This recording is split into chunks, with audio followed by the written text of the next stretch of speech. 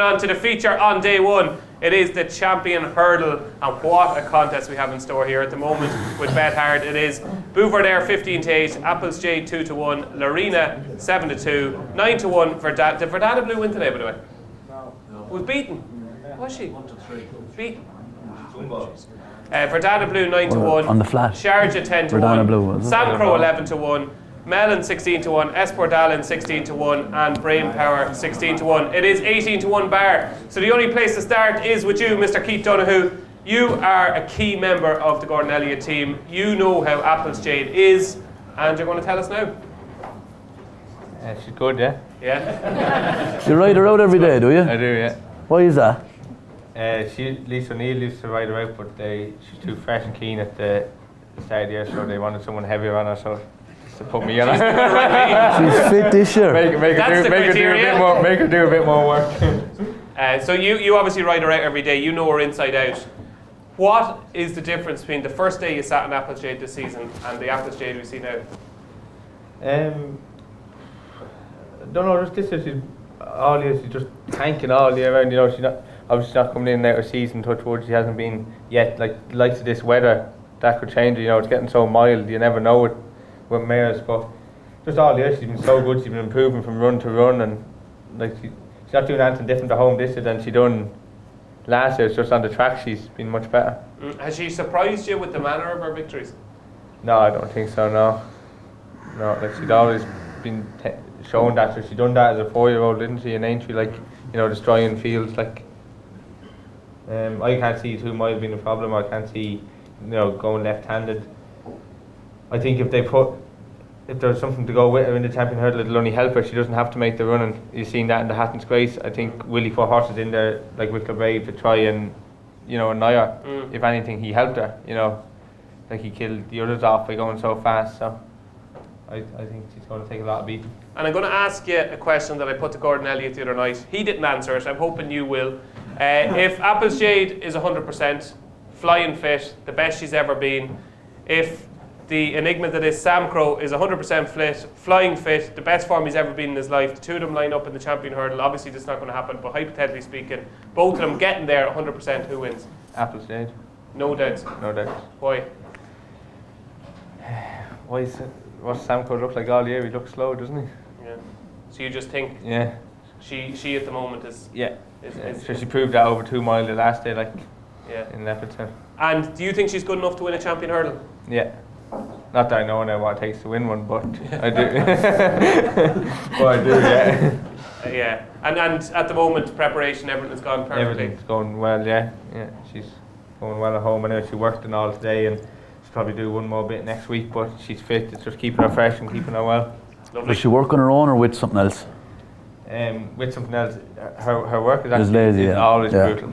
Yeah. Brutal. Yeah. But she leads the string, doesn't she? At home, she'd go much better at home than when you'd actually bring her away to do a bit of work. Really? Yeah. You'd probably run up there as fast as her, like. No, you've never seen me run. And it's You played in the goal, sure. I did.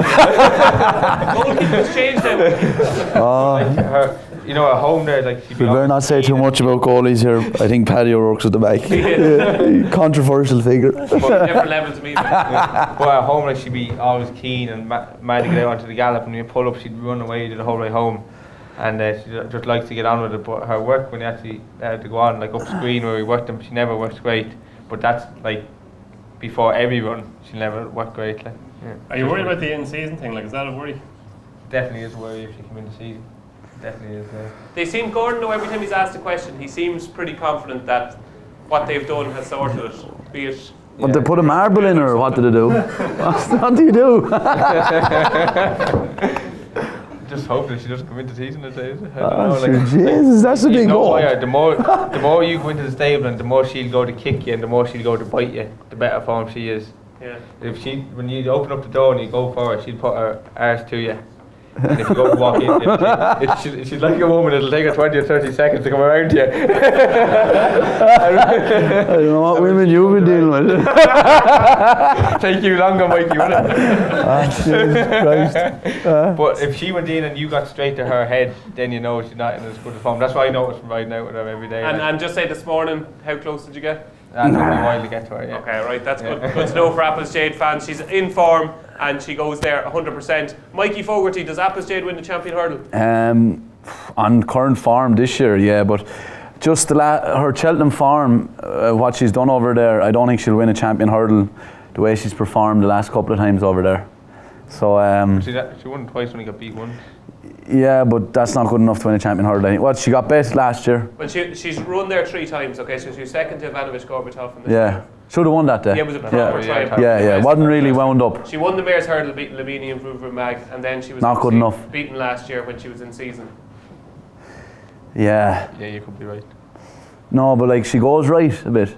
She came up the stands rail last year a bit. Yeah, and Gertie will be about a length off you at that stage. They're ready to pounce, and Ruby, there's going to be no pressure on Ruby, on Lorena, and he's going to be there as well. Like her form this year is savage and all, but her Cheltenham form, I just wouldn't like to be hopping off her. Like, will she be in season? I don't know. Like, I don't know. I couldn't back her. Cheltenham form isn't. I just don't think. I hope. I said to Gordon, I was actually at Leopardstown the Sunday, and he had a couple of drinks, and I'd be pally with Gordon. I says, he had a pop at me about a couple of things, you know, and I had to say, now, how do I get Gordon Elliott back? Like, you know, it's not easy, you know. And I goes, yeah. Would you be worried now about leaving it in Leopardstown? You know, I knew that now after 5 or 6 drinks into Gordon, like, I'd get him some bit, because he'd hit me a couple of, you know, digs. I had to come back. And he goes, will you shut up, you? And he was going to hit me nearly. So he reckons she needs loads of galloping, isn't it? Yeah. Yeah, she thrives on her. Yeah, thrives on it. And I think that was the problem last year. She was left too fresh, and then, you know, she doesn't work that well at home, and that you're not getting enough into her, you know. He's a genius, like, but she needs racing and just kept fresh in between them. I don't know, I'm going to go with Lorena. What did the boys tell you in the car on the way up about Lorena? Hasn't bet geldings yet, has it? No. Yeah, but like aeroplane. No, I mean jet. Like, looks like an any power horse. Like, I wouldn't mind that. They didn't say much about her now. It's just said Apples Jade for farm all year. But now I'd be just worried about her Cheltenham farm. I hope she does win, because I love the mare, and it's great for racing. But I just wouldn't. I'm not backing her now. So you're a Lorena fan? Yeah. I'd rather my 50 quid on Lorena now. I'd say it's more than 50, Mikey. Diarmuid, there's one part of my brain telling me that Lorena could be the best we've ever seen, that she's an absolute monster, that she could be better than Annie Power, and she's going to win this champion hurdle by 10 lengths. And then there's another part of my brain saying she's going to jump the first a bit high, she's going to get in tight to the second, she's going to be out of her comfort zone. You'll see Ruby just kind of scrubbing her along to get into contention, and that she'll only finish 5th or 6th. Which part of the brain is right, if any? I'm exactly in that camp as you. I mean, she won that Mayor's Novice so easy last year, and when you look back at it there afterwards, she beat Maria's Benefit, and was like, she hammered Maria's Benefit. Maria's Benefit's been quite decent this year over fences. You know, she didn't beat Nolan last year. She absolutely hammered them. But at the same time, she has to get up to, it's like a minor footballer stepping up to senior now. Like, you know, she's basically coming from like the Mayor's level. She hasn't beaten much so far. We're then expecting her to step up to the frenetic pace that is a champion hurdle. And her jumping has seemed big so far in races that where she should be kind of, you know, easily doing it. I'd be concerned about her going around Cheltenham just from that point of view at 7-2. I think she's brilliant. I think she could be absolutely class, and it wouldn't surprise me to win her, but I couldn't back her at 7-2, just for those jumping concerns. The one I've actually landed on is going against all trends, but I've been really impressed with him this year, is Esper Dallin at 16-1. I thought in the Fishery Hurdle first time at Naas, Saturday was probably coming to trouble him over the last, but he was far from beaten. And that Grade 2 performance, beating Stormy Ireland over Christmas, that was a monstrous performance. I mean, Stormy Ireland she was well back that day, and Esper Dallin really put her in her place. You know, he's 7 from 8 now over hurdles. Yes, he was a juvenile last season, and 5-year-olds don't have the best records, we know that, but I just think he's very good. Gavin Cromwell has been kind of rather slowly bringing him along, and I just think at 16-1 to finish in the first 3 would not be beyond them, and he might even go better than that. He'll be rowed to say finish 3rd as well, you know, the race could fall his way, like. Yeah, so there's one under the radar, Esper Dallin, 16-1 with Bet Hard. Dean, Is it a race that, are we focusing too much on the top 3, or do you think something like Espordala could creep into the mix? No, I think we should just focus on the top 1. You've got a 2-time champion hurdle winner up against a mare that went into season and couldn't win the mares last year, beaten by Rashan and Irving, I think, over 2 miles before when it It's a did long what it time did. ago now. It happened. Proof there got beat by a mare there I 2 months ago too. I know. It happened. It happened though. And the champion hurdler now, with that kind of form of the book, I just can't have it 2-1. I'm not taking anything away from a fantastic racehorse, which is what Apple's Jade is. I couldn't have her at 2s against Bouvardier. Lorena never raced the boys. You can't back that at 7-2. Verdana Blue got beat today, apparently, odds on, and weather or whatever. Sharjah at that summer form won't be good enough, I don't think. Sam Crow isn't going to run here. Mellon couldn't beat Bouvardier when he was sick last year. Espardalan's an interesting horse and could certainly hit the places, and I think, like the lads have said, will be ridden to do so. Brain power is absolute loose cannon. Like, don't know what you're going to get there. So Bouvardier 50-8. Don't you? Oh, I used to love brain power. Yeah. His Evan brain power fell out a long time ago. You've learned your lesson with that one. Look, Bloody win the bloody thing. Bouvardier could win 3 champion hurdles here, and should. So you think at 15-8 he's possibly valued? I don't think you can back the rest. So for me, yeah. Okay. Interesting. So we've got a strong vote for Bouvardier from Dean Ryan. Don McClean, we've a wide variety of opinions here. Yeah. And we've some that are for Lorena, some against Lorena, some for Apple's Jade, some against Apple's Jade. Have you a strong opinion? And if you do, who is it? My strong opinion is this is a hell of a race. Yeah, it's fantastic. Like, it's brilliant. That, like, back in November when Bouvardier won the fighting 5th hurdle, he looked like he had no opposition. Like, Apple's Jade was going for the mares. Lorena, we didn't know what Lorena was going to do, and suddenly now Apple's Jade. Like, I think that performance the last day at Leopardstown, that was a game changer for me with Apple's, and obviously for Michael and Eddie O'Leary as well, and for Gordon Elliott. Like, what she did over 2 miles that day was, we didn't know that she could do that over 2 miles. We knew she was 2.5, even so she's unbeaten over 3 miles in 2 runs. But to do that over 2 miles, to beat Super Sunday by 16 lengths, and Super Sunday, he's a multiple Grade 1 winner over 2 miles. People say he needs further, but actually his form over 2 miles is as good as his form over further. And she beat him pointless.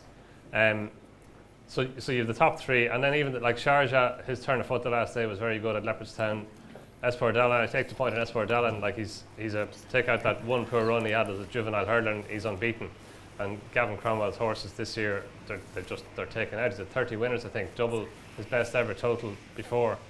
But he's a 5-year-old, and I think 5-year-olds can struggle in a champion hurdle. But no, look, on all of that, I think Apple's Jade should be favourite. I think she should be clear favourite.